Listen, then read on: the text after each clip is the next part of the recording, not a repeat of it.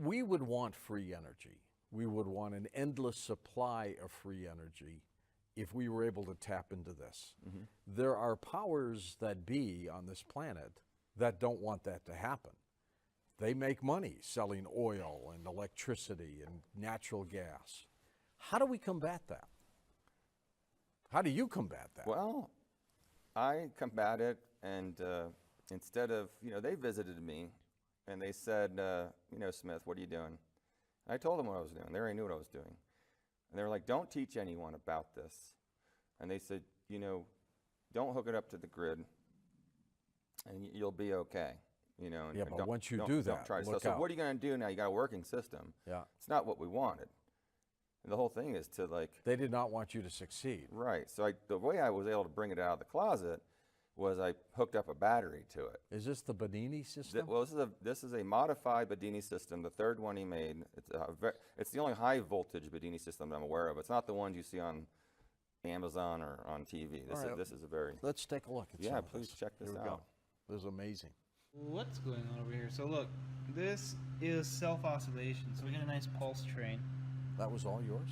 So the pulse train is self-oscillation. So the system is set up so it's biased. So when it turns off, it creates, a reverse field, then turns back on and creates the other side, and it goes back and forth. And if it's a big enough magnetic field, it means it can self-oscillate. So it is self-oscillating, but it's oscillating on the trigger, which is cool.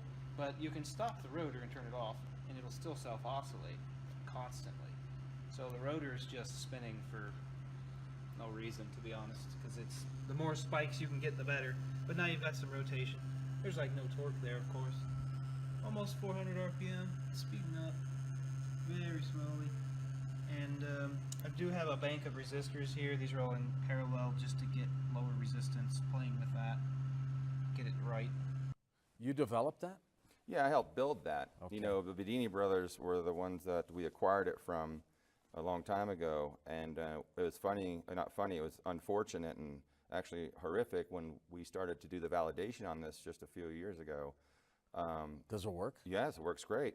But we had come across a couple stumps, and it was like, well, let's just call John up and see, maybe he could say something, and we did, and we couldn't get a hold of him. So I was, well, call his brother up, and we were like, they called me and said, John died. Ugh.